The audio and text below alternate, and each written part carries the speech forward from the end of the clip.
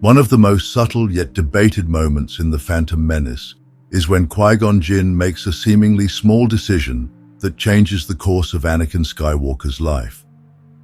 In this key scene, Qui-Gon is negotiating with Watto, the junk dealer who owns Anakin and his mother, Shmi. Watto agrees to a bet. If Anakin wins the pod race, Watto will free one of the slaves. But here's the twist.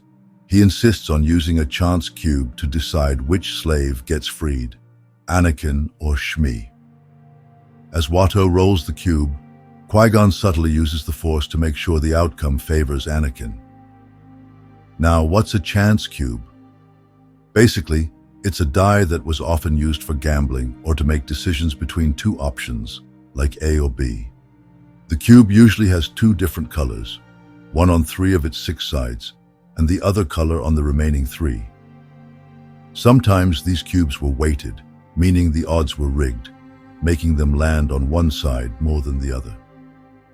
In Watto's case, it's likely the cube was weighted to land on the red side, favoring Shmi over Anakin.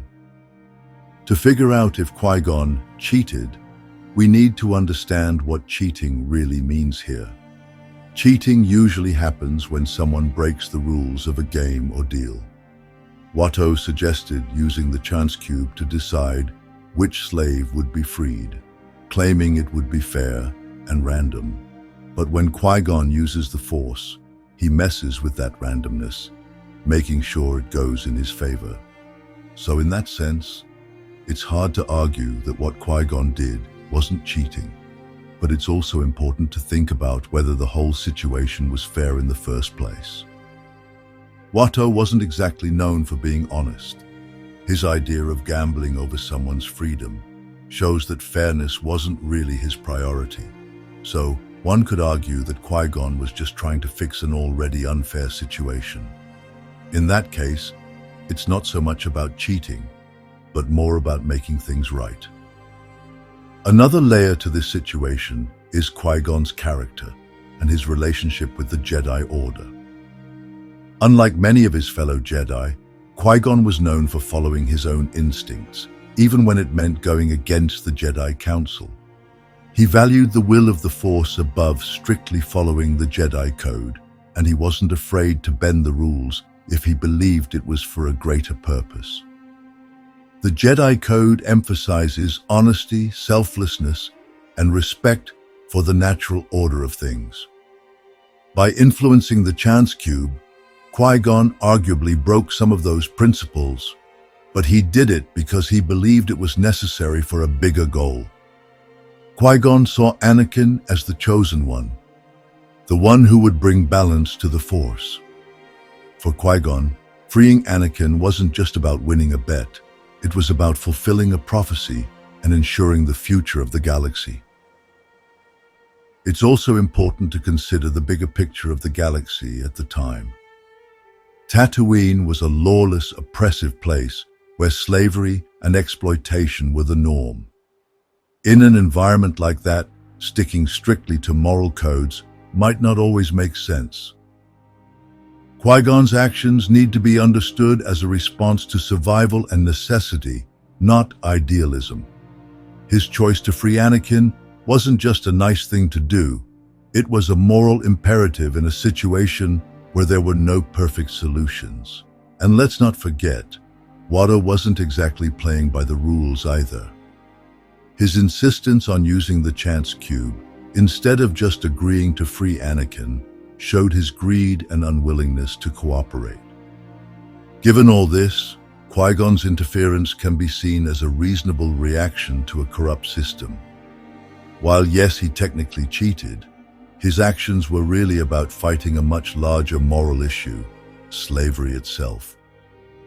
The will of the Force is a key idea in Star Wars. It's the idea that the Force has a guiding influence over everything that happens in the galaxy, shaping destinies and outcomes. It's not always easy to understand or see clearly, but the belief is that the Force has a purpose for everything, keeping balance, leading people toward their destiny, and bringing harmony to the galaxy. For a Jedi like Qui-Gon Jinn, The will of the Force is something powerful that goes beyond individual choices. Jedi are trained to be in tune with it, trusting that the Force will guide them, even when its path isn't clear. But the will of the Force isn't always easy to read. Even experienced Jedi like Qui-Gon sometimes face moments where the Force's plan isn't obvious or requires tough decisions. Since Qui-Gon's main goal was to ensure Anakin's freedom, it makes us ask, was he acting in line with the will of the Force, or was he trying to interfere with the natural flow of things? To figure this out, we need to think about the nature of the Force and whether individual actions can either align with or disrupt its bigger plan. One way to look at Qui-Gon's actions is that he might have been trying to override the will of the Force. In this case, by using the Force to influence the Chance Cube, Qui-Gon could have been stepping in and interfering with what the Force actually wanted to happen. His belief that Anakin was the chosen one might have made him think his actions were justified. But by using his power to change things, he might have been unknowingly ignoring a larger, unseen plan for Anakin's life and destiny. On the other hand, Qui-Gon's actions could have been in line with the true will of the Force, even if they seemed like interference. Whether Qui-Gon was right or wrong in manipulating the Chance Cube is open to debate, but his decision had lasting consequences.